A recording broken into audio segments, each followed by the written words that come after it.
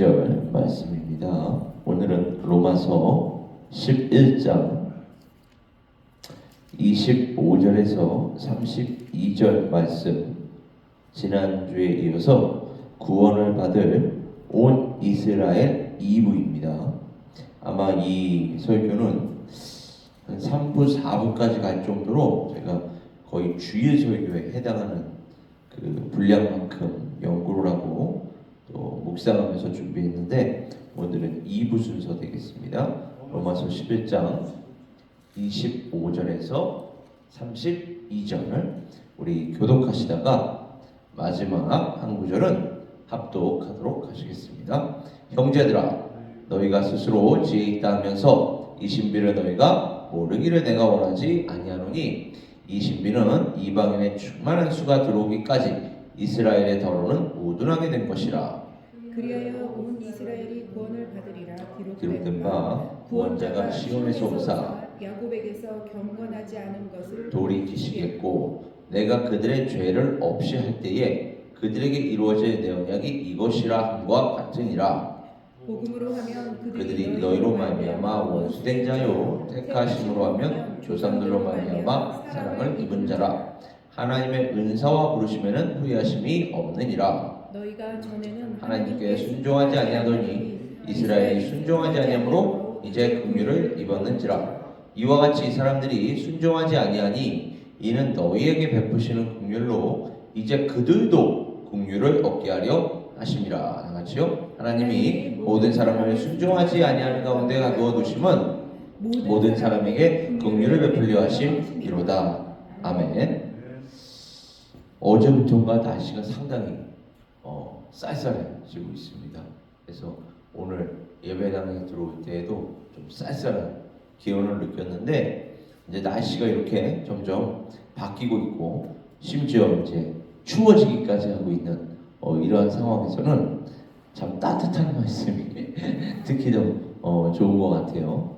따뜻한 말씀이라 하면 하나님의 마음이 느껴지는 말씀이라고 할 수 있겠죠. 우리의 죄악을 덮어주시는 은혜의 말씀, 사랑의 말씀. 그래서 지난주에 제가 특히 그 아픈 가운데의 이 일부 그 설교를 간단하게 전했어요. 간단하게 전한다고 했는데 시간 자체는 그렇게 짧게 하지는 않았던 것 같아요. 말씀을 나누다 보면 또 시간 가는 줄 모르고 나누게 되어서 그렇습니다. 26절을 보시면 그리하여 온 이스라엘이 구원을 받으리라. 여기에서 온 이스라엘이란 1차적으로 유대인을 이야기한다라고 제가 얘기했습니다. 왜요? 유대인이 하나님을 믿지 않지 않습니까? 분명히 예수께서 내가 이스라엘의 잃은 양을 찾으러 왔다라고 말씀을 하셨는데, 이스라엘 사람들은, 유대인들은 그 예수를 1차적으로 받아들이지 않았어요. 그리고 예수 그리스도를 오히려 그 종교 지도자들, 대제사장들은 십자가에 못 박아 죽였습니다. 그럼에도 불구하고 그 예수 그리스도의 12제자들은 또 다 유대인들이었거든요. 다른 한편으로 그 유대인 그리스도인들을 중심으로 하여 유대인 교회, 예루살렘 교회가 세워지고, 그리고 이제 세계 선교로의 길이 열리면서 안디옥 교회가 또 세워지게 되죠. 그러면서 바울과 바나바가 그 세계 선교로 나가는 그 사역 속에서 하나님께 쓰임을 받는데, 이렇게 이방인에게로 향하는 하나님의 그 관점, 하나님의 사역이 지금 사도 바울은 어떻게 해석하고 있느냐? 유대인들이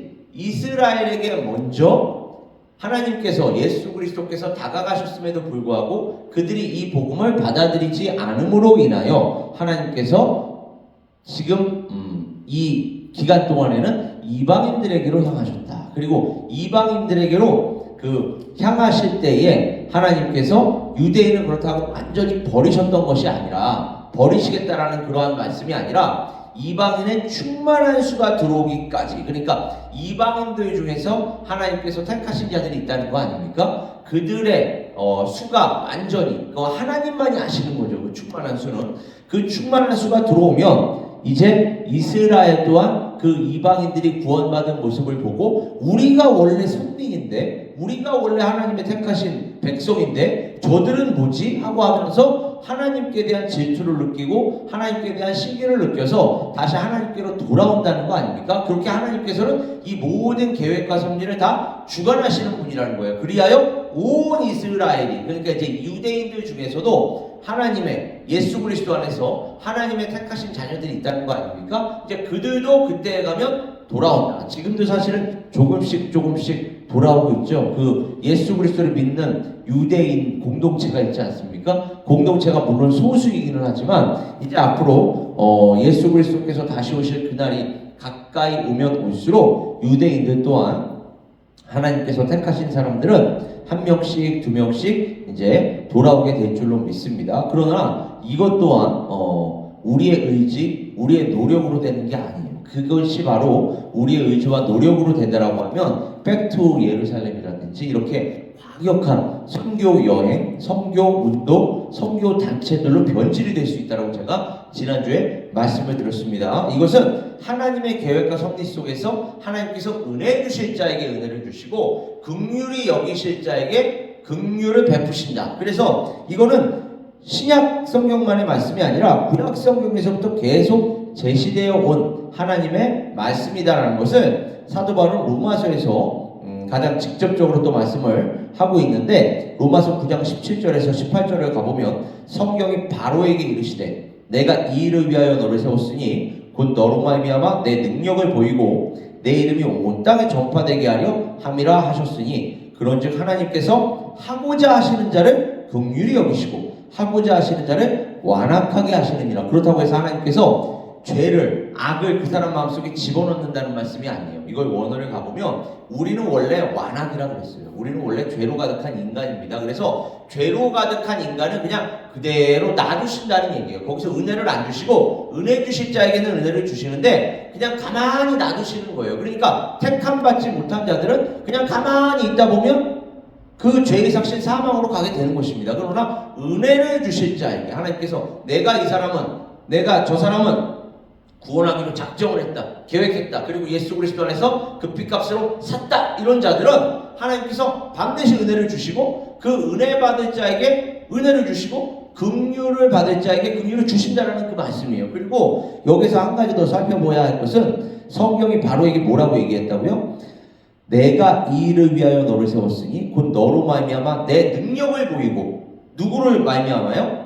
바로 왕으로 말미암아. 그리고 내 이름이 온 땅에 전파되게 하려 함이라. 그러니까 유대인들 자체는, 이스라엘 자체는 소수민족이었습니다. 사실 그러니까 히브리인이라는 그 말 자체, 히브루라는 말이 건너간 자들이라는 뜻이거든요. 그러니까 갈대아 우르에서 분명히 약속의 땅으로 건너갔단 말이에요. 그럴 이유가 하나도 없었는데 하나님께서 나타나셔서 계시하셔서 아브라함아 내가 너에게 갈 길을 보이리니 너는 어디로 가야 할지 갈 바를 알지 못하더라도 내가 인도하여 터이니 나를 따라오거라, 내 말에 순종하거라. 그래서 이제 건너온 자들이라는 뜻이거든요. 그 갈대아 우르에서 이 약속의 땅 가나안 땅으로 건너온 자들, 그래서 히브리인이라고 얘기하는데 소수민족이에요. 그러니까 말 그대로. 그럼에도 불구하고 이 소수민족을 하나님께서 소수민족 자체로 놔두지 아니하시고 꼭 세계 열강과 부딪히는 지역으로 몰아넣으시는 거예요. 왜 몰아넣으셨다라고 제가 얘기했죠?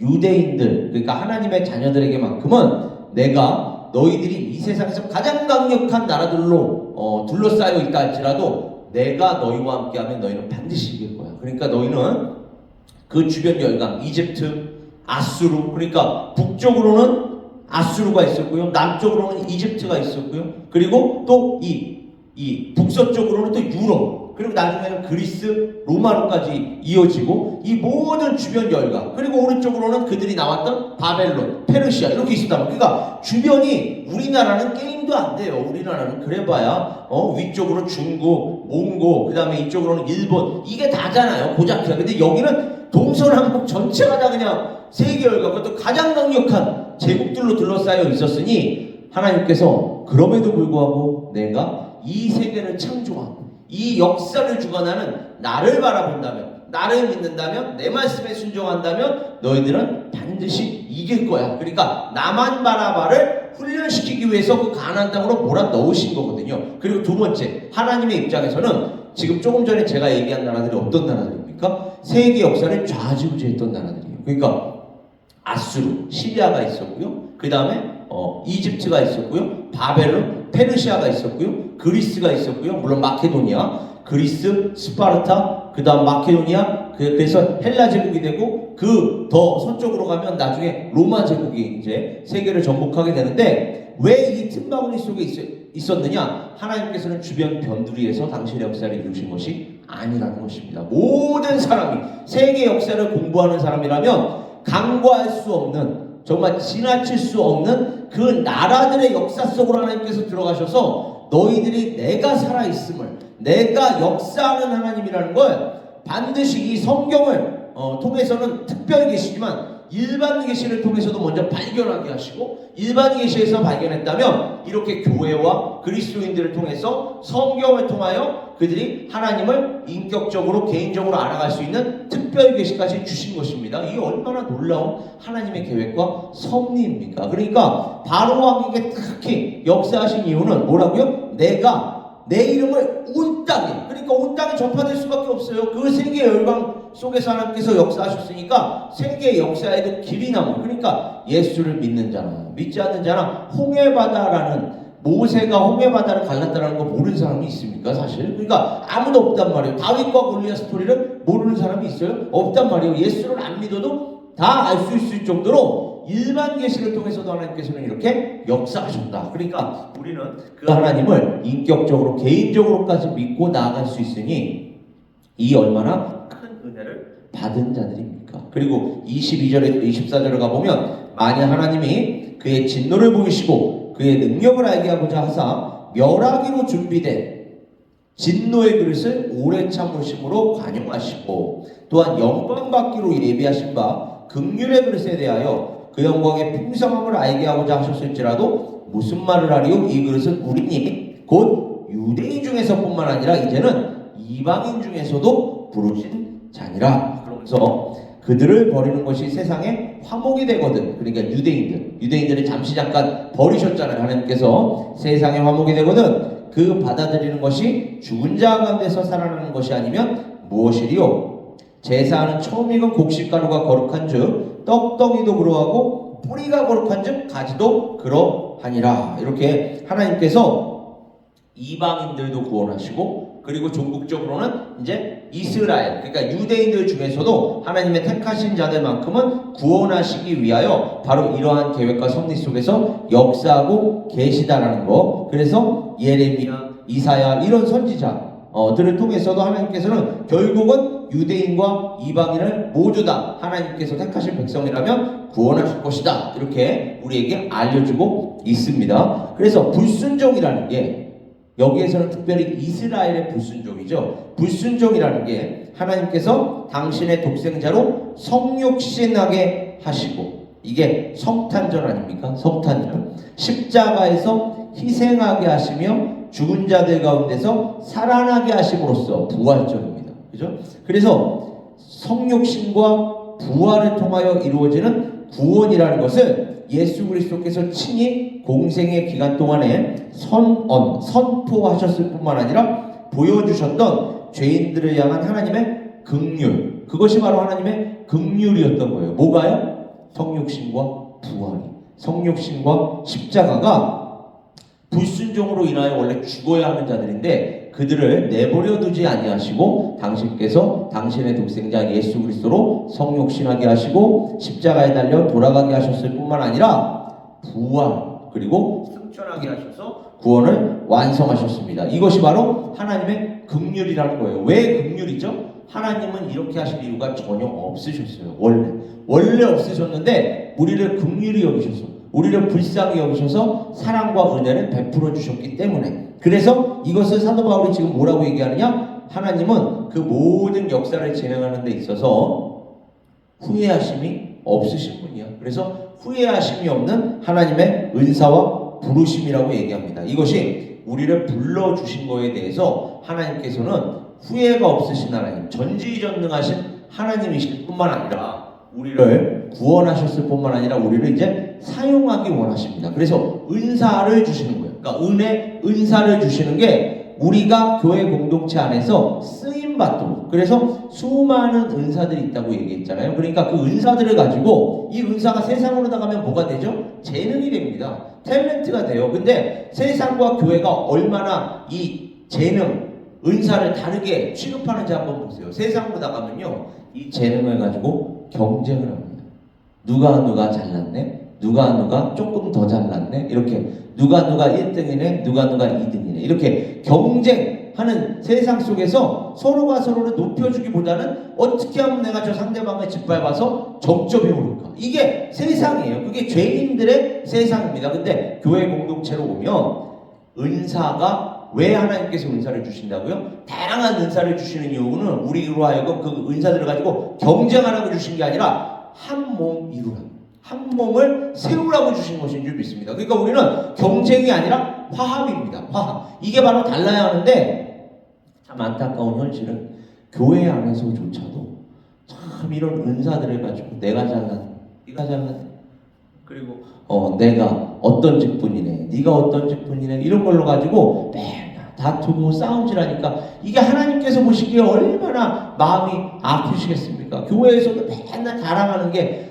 하나님 자랑, 예수 그리스도 자랑, 복음 자랑하는 게 아니라 이번에 내 아들 어느 대학 갔는데, 이번에 내 딸 어느 대학 갔는데, 어느 직장 들어갔는데, 누구와 결혼했는데, 맨날 이런 것만 자랑하고 있어요. 그러니까 그건 세상 사람들도 얼마든지 자랑할 수 있는 것들이거든요. 왜 교회 안에서 그러한 것들이 자랑하지 말라는 게 아니라 주된 자랑이 되어야 합니까, 여러분? 우리의 주된 자랑은 십자가밖에 없는 줄 믿습니다. 이게 바로 사도 바울이 얘기하는 거예요. 아까도 말씀드렸지만 우리가 어떻게 구원을 받을 수 있었습니까? 우리가 어떻게 이렇게 하나님께서 많이 주실 수 있는 참된 만족과 참된 행복 속에 살아갈 수가 있습니까, 여러분? 어떻게 해요? 하나님의 긍휼과 은혜 때문에 그래요. 그렇게 우리는 하나님의 사랑을 입은 자들입니다. 그러면 얼마나 행복을 느껴야 하고, 얼마나 기쁨을 느껴야 하며, 얼마나 감사를 느껴야 합니까? 그리고 이것을 서로가 서로에게 나누어 주면서 한 몸을 이루어가야 할 줄 믿습니다. 이게 바로 하나님께서 부르신, 그리고 하나님께서 베푸시는 그 은사에는 후회하심이 없다는 거예요. 그러니까 우리는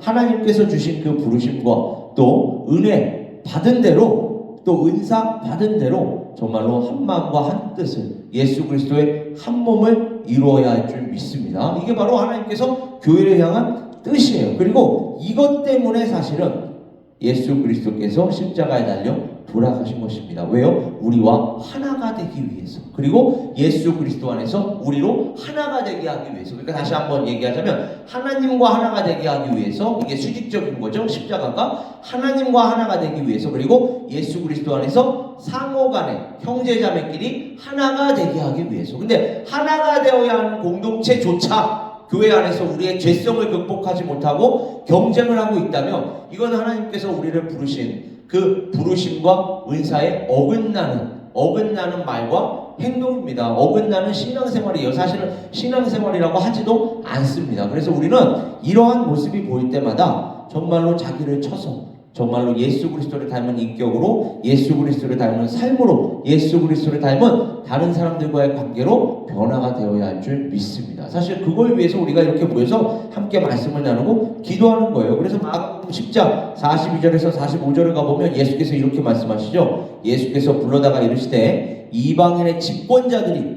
그들을 임의로 주관하고 그 고관들이 그들에게 권세를 부리는 줄을 너희가 알거니와 너희 중에는 그렇지 않을지. 이게 오늘날로 얘기하면 뭐라고요?